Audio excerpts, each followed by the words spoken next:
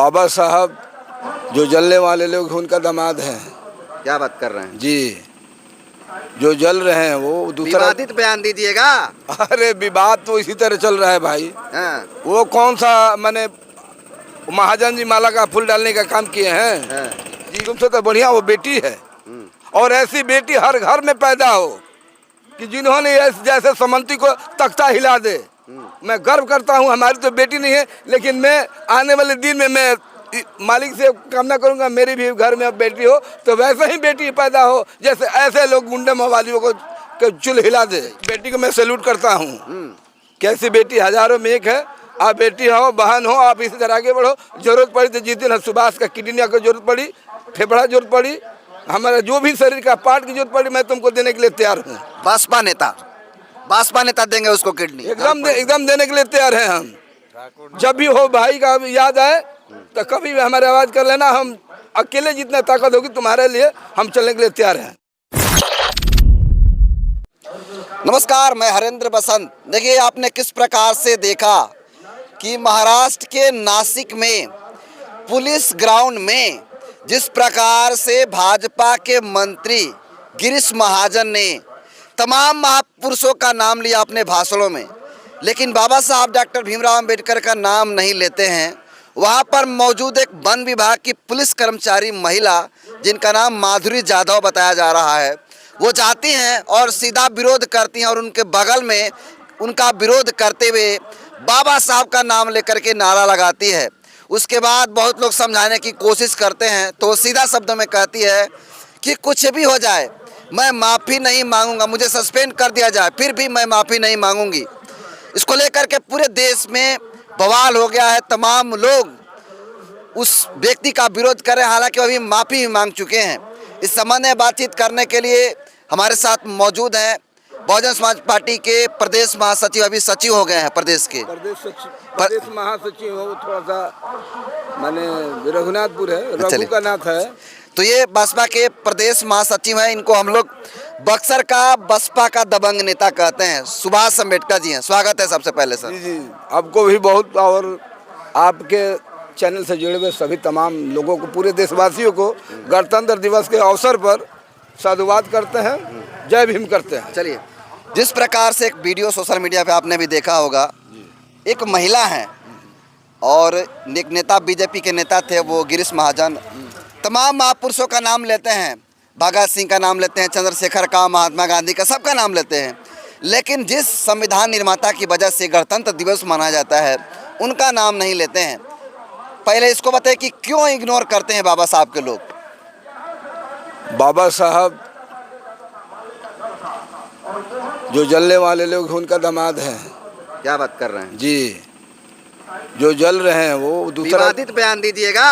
अरे विवाद तो इसी तरह चल रहा है भाई। हाँ, वो कौन सा मैंने महाजन जी माला का फूल डालने का काम किए हैं। हाँ, जिसके पर जाकर शपथ लेते हैं, जिसके कानून पर बैठकर वहाँ रोटी अपना घर चला रहे हैं। हाँ, उनके बेटियां पढ़ा रहे हैं, उसमें शर्म नहीं आ रहा है। और सभा में नाम लेने में शर्म आती है। वैसे तो चुल्लू भर पानी में डूब कर मर जाना चाहिए। तुमसे तो बढ़िया वो बेटी है, और ऐसी बेटी हर घर में पैदा हो कि जिन्होंने जैसे समंती को तख्ता हिला दे। मैं गर्व करता हूँ, हमारी तो बेटी नहीं है, लेकिन मैं आने वाले दिन में मैं मालिक से कामना करूंगा मेरी भी घर में अब बेटी हो तो वैसे ही बेटी पैदा हो जैसे ऐसे लोग गुंडे मवालियों को चुल हिला दे। आखिर क्या कारण है? सब महापुरुषों का नाम लेता है भाई। बाबा साहब तो संविधान निर्माता है और उन्होंने संविधान बनाया, और जिस दिन लागू हुआ उसके हिसाब से 26 जनवरी को लागू हुआ था, उसी दिन से गणतंत्र दिवस मनाया जाता है। तो आखिर किन कारणों से बाबा साहब का नाम लेने से कतराते हैं लोग? आप ये नहीं जानते हैं कि गणतंत्र दिवस की बात करते हैं, ये स्वतंत्र दिवस का झंडा कब फहरा रहे हैं ये लोग। आज भी चाहते हैं कि देश सनातनियों के नाम से नहीं, आरएसएस के नाम से चले। ये देश के तमाम व्यवस्था आरएसएस के हाथ में तो हो ही गया है, और लिखा पढ़ी भी उसके हाथ में हो जाए, उसके हिसाब से चले। इसलिए डर के मारे, लाज के मारे नहीं ये बाबा साहब को नाम लिया है। लाज के मारे, डर है, शर्मा कर और डर के मारे नहीं लिया वो। अरे कहा जाता है कि बाबा साहब के बिना किसी का राजनीति नहीं होता है। अरे अभी नामे नहीं लिया महाराज। ये देखिए, ये कहावत है ना कि दाई एक माई, तो ये बनावटी में ये लोग दिखाते हैं, अब भीतरिया से तो लोग को फटता है, फटता है वो, फटता है। हाँ काहे फटता है? फटता है इसलिए कि अगर इनका नाम नहीं लेंगे तो इनके जैसे चोर चटके लोग मंत्री बन जाते हैं। बीजेपी को आप जानते ही हैं कि बीजेपी एक वॉशिंग मशीन है। हाँ। अदर पार्टी में रहेंगे तो चोर है, बदमाश है, सब कुछ है, और वहीं बीजेपी में चले जाते तो शुद्ध हो जाते हैं। आप जानते हैं, आपको जब गरीब कमजोर का लड़का तनी तेज हो जाता है तो उसका नाम पड़ जाता है, जानते हैं क्या? गुंडा। अगर ये लोग गुंडाई करते हैं, जो सामंतवादी लोग हैं, पूंजीपति वाले, उसको क्या कहते हैं? क्या कहते हैं? बाहुबली। बाहुबली है वो, बाहुबली कहता है। और जो हम लोग जब उतरते हैं तो हमको क्या कहता है लोग? गुंडा कहता है लोग, नक्सली कहता है, नक्सली कहता है लोग। तो ऐसे अनपढ़ जाहिल गंवार होगा, पढ़ा लिखा नहीं होगा मंत्री, वो नहीं जानता होगा, किसी तरह बन गया वॉशिंग मशीन में पड़ के वो मंत्री ले लिया। अच्छा, उस पुलिसकर्मी महिला को क्या कहिएगा जो लड़ गई और बोली उसके सामने बाबा साहब अमर है, बाबा साहब का नाम लेकर के, उसके बाद फिर कही कि मुझको सस्पेंड भी कोई कर देगा ना तो मुझे फिक्र नहीं, मैं माफी नहीं मांगूंगी, क्या कहिएगा? मैं बक्सर जिला से हूँ, अगर पूरी बिहार से अगर बहन अगर आवाज करे तो उसके साथ कंधे से कंधे मिलाकर हम 1000 यहाँ बिहार लेकर वहाँ उसके साथ कदम से कदम लड़ने चलने के लिए हम लोग चले जाएंगे। मैं पहले ही बोला कि मैं गर्व करता हूँ ऐसी बहन को।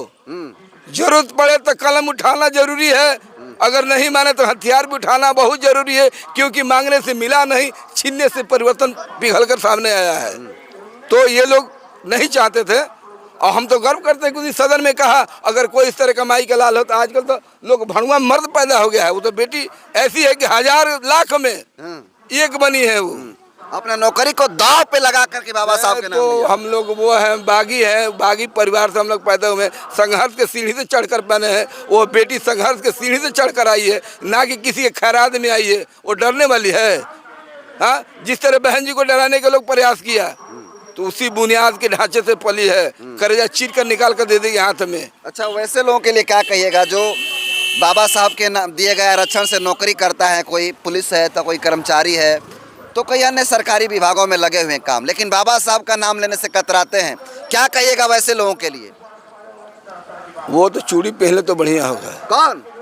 जो लोग जिनके नाम पर सारे सुविधाएं ले रहे हैं, हाँ। नौकरी ले रहे हैं, मकान ले रहे हैं, हाँ। और ये इनका काका जो है फ्री फंड में नाम देकर राशन दे रहे हैं, उनको तो चूल्लू भर पानी में डूब कर मर जाना चाहिए। आज बाबा साहब के जो संविधान है, आज जो उन्होंने व्यवस्था स्ट्रक्चर तैयार किया, आज जो लुप्त हो जाए तो रोड पर इनको भीख भी मांगने का नहीं मिलेगा। ये लोग बहुत बड़ा दलाल है ये लोग। बाबा साहब को रोना पड़ा था ना 6 दिसंबर को आगरा में, ये क्यों रहे थे कि हमारे पढ़े लिखे लोगों ने हमको ले डूबा, धोखा दिया। अगर ये लोग अगर ठीक हो जाए तो आज भी देश के परिवर्तन और हमारे लोग आगे बढ़ने में नहीं कोई रुकेगा। क्योंकि सबसे बड़ा अगर देश का दलाल है तो हमारे समाज में पैदा हुए दलाल जो नौकरी चाकरी से हैं, पैसा से हैं, वही है सबसे ज़्यादा। आप जानते हैं कि मानवर साहब ने बे पैक सोसाइटी बनाए थे, आप जानते हैं किस लिए? बैक सोसाइटी जानते किस लिए बनाए थे? इसलिए इसलिए बनाए थे कि जो आरक्षण व्यवस्था है, तो आरक्षण जनसंख्या के आधार पर होता है, तो उसमें तो सब लोग तो नौकरी पर जाएंगे नहीं, लेकिन संख्या के आधार पर जो परसेंटेज के हिसाब से मिलता है तो संख्या के आधार पर मिला, तो वो नौकरी करने जाएंगे तो वो समाज को पालन पोषण करने के लिए, वो गरीब बेटियां हो, चाहे कोई बीमार पड़ जाए, कोई आपदा हो जाए, तो वो बेटी यानी कि 12 महीना में 11 महीने का पैसा वो अपने खा जाए और लास्ट वाला वेतन उस समाज को दे कि उस समाज से सामाजिक परिवर्तन को उधार हो। लेकिन ये भड़ुआ लोग अपने बेटी की रक्षा करने के लिए, अपने बेटे को शिक्षा करने के लिए ये लगाएगा, लेकिन उससे जो आगे बढ़ा है उसके लिए नहीं सोचता है। अगर आज भी सोच जाए तो किसी का तो हमको मांगने की जरूरत नहीं है। अगर अपने हिस्से का थोड़ा सा भी अगर बांट के दे तो कुछ कमी नहीं है। देखिए, शिक्षित बनो संगठित हो, ये बना दिया बाबा साहब ने, लेकिन बाबा साहब की बात को भी काट कर लोगों को गलत बना दिया। बाबा साहब ने कहे तो हमने किताब पढ़ा कल, इसके कि 26 जनवरी को वहाँ हमें स्पीच देना, तो हमने पढ़ा शिक्षित बनो, शिक्षित करो, फिर संगठित हो। उन्होंने नहीं कहा शिक्षित बनो संगठित हो, उन्होंने कहा शिक्षित बनो, शिक्षित करो, संगठित हो।